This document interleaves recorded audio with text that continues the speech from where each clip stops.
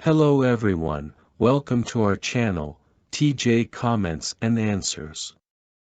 I hope you are all doing well. In this video, we are going to analyze and answer the questions from this week's Watchtower study. This study corresponds to the week of August 12th to 18th, and the title is, The Great Honor of Being Jehovah's Guests. Without further ado, let's begin.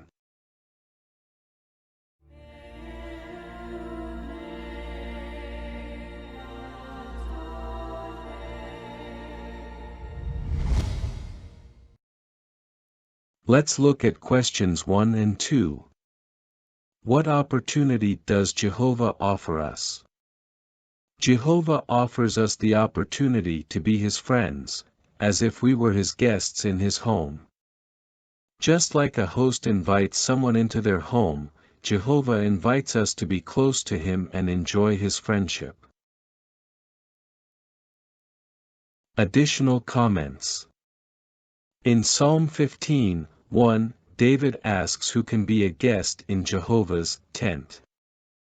This shows us that Jehovah does not just want us to see him as a distant God but invites us to have a close relationship with him, like a guest who is welcomed into the home of a friend. Jehovah wants us to enjoy his company and care. Psalm 15:1 also suggests that being a guest in Jehovah's tent is not something just anyone can do, it requires certain qualities. This highlights the importance of living according to God's standards to enjoy the special relationship he offers us. Let's move on to the first subtitle, Jehovah wants us to be his guests. Let's look at question 3. Who was Jehovah's first guest, and how did they feel about each other? Jehovah's first guest was his Son, Jesus Christ.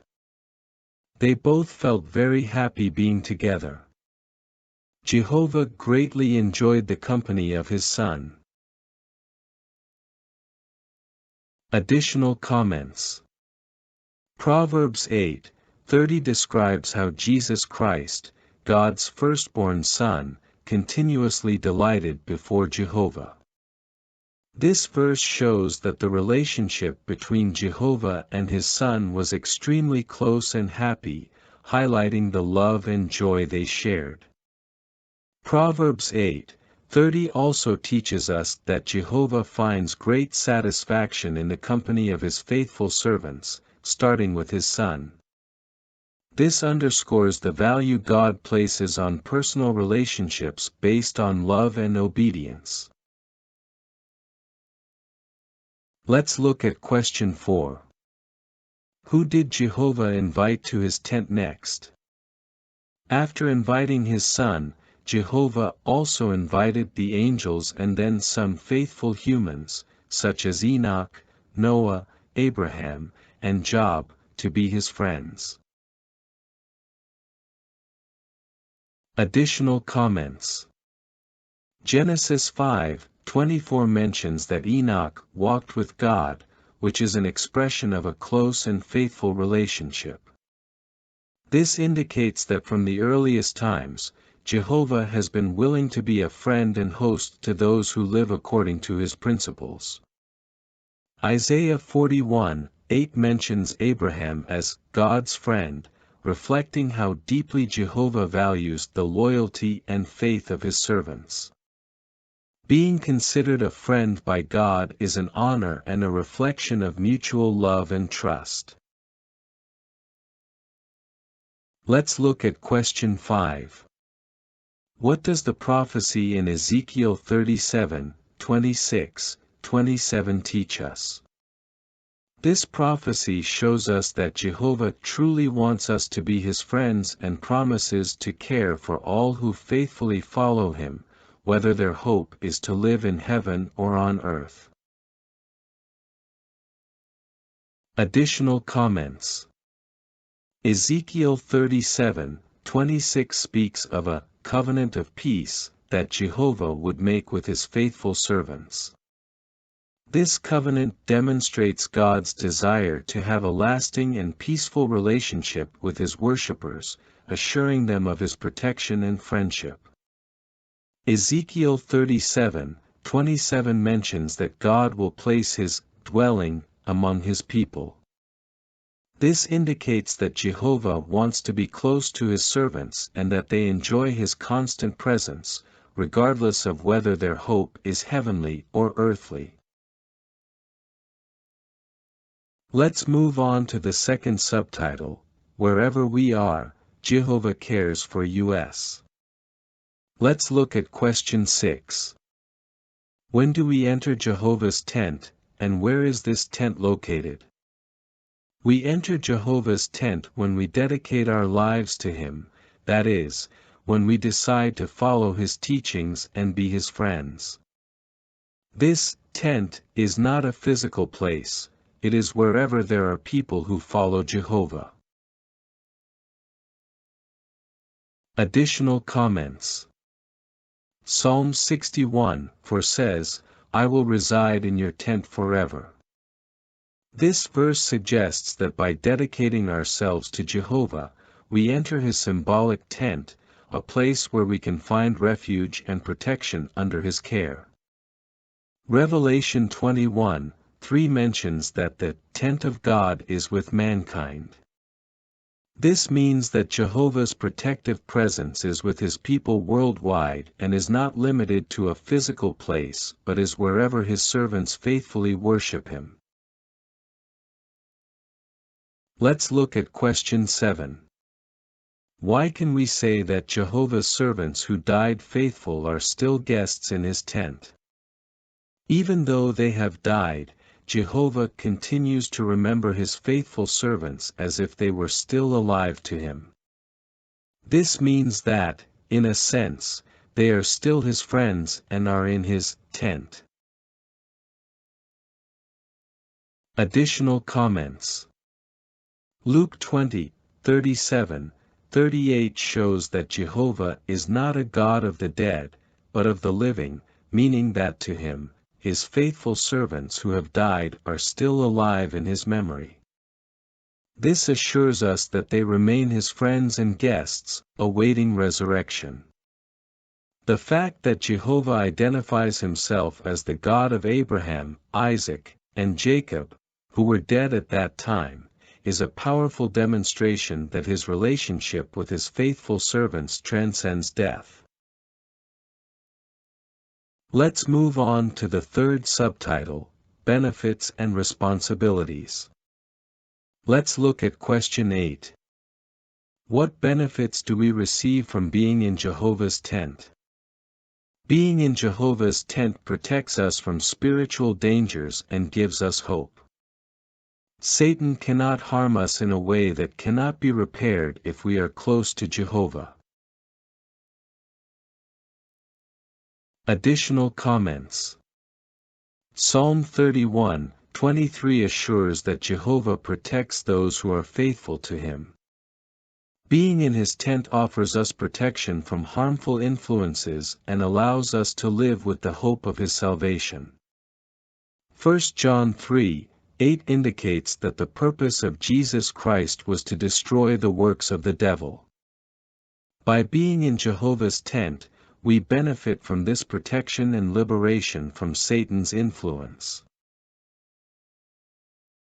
Let's look at question 9. How should Jehovah's guests behave? We should behave in a way that pleases Jehovah, following his standards and showing respect, just as we would if we were guests in the house of someone important.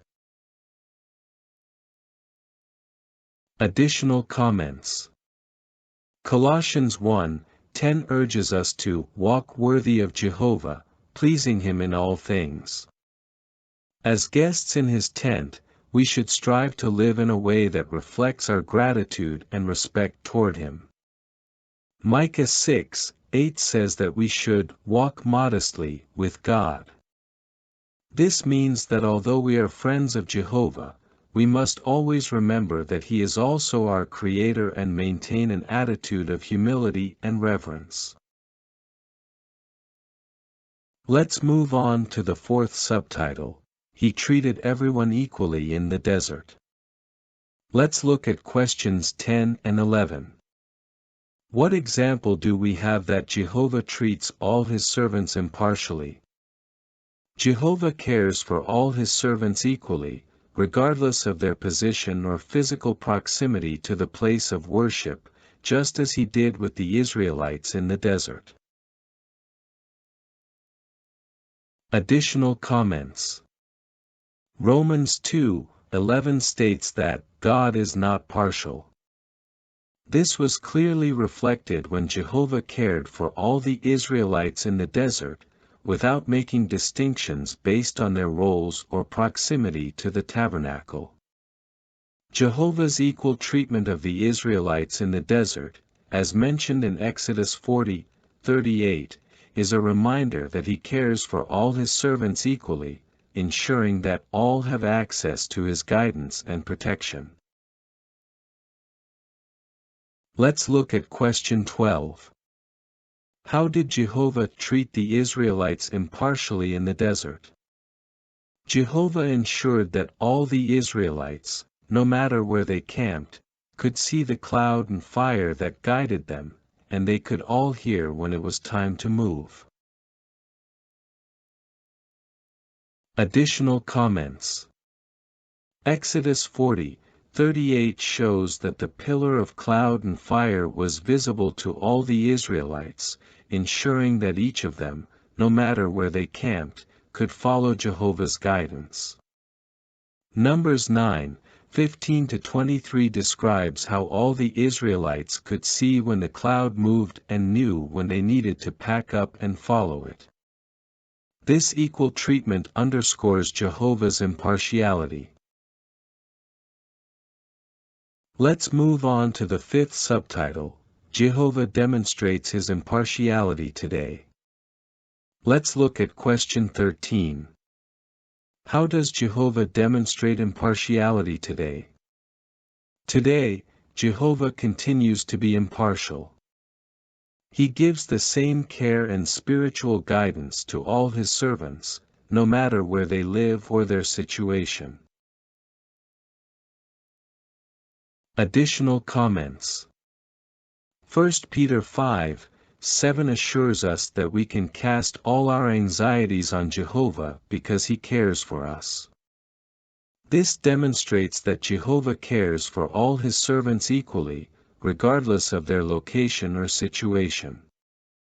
The fact that we all receive the same spiritual food through publications and meetings, no matter how close we are to the centers of organizational activity, is a demonstration of Jehovah's impartiality. Let's look at question 14. What is another way Jehovah demonstrates that he is an impartial host? Jehovah ensures that the Bible is available to people all over the world, translated into many languages, so that everyone can know him and become his friends. Additional comments. Matthew 11:25 shows that Jehovah reveals his wisdom to the humble, not to those wise by worldly standards.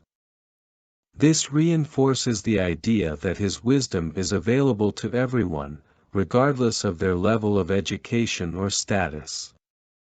The fact that the Bible is available in thousands of languages demonstrates Jehovah's impartiality, who wants everyone, regardless of their language, to have the opportunity to know him and draw close to him.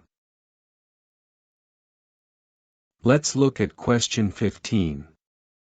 Mention another proof of Jehovah's impartiality. Jehovah does not offer his wisdom only to those with much education, he offers it to everyone, regardless of their background or knowledge. Additional comments. 2 Timothy 3:16-17 reminds us that all Scripture is useful for teaching and preparing everyone for every good work, regardless of their background or level of education. This emphasizes that God's Word is within reach of everyone, without discrimination.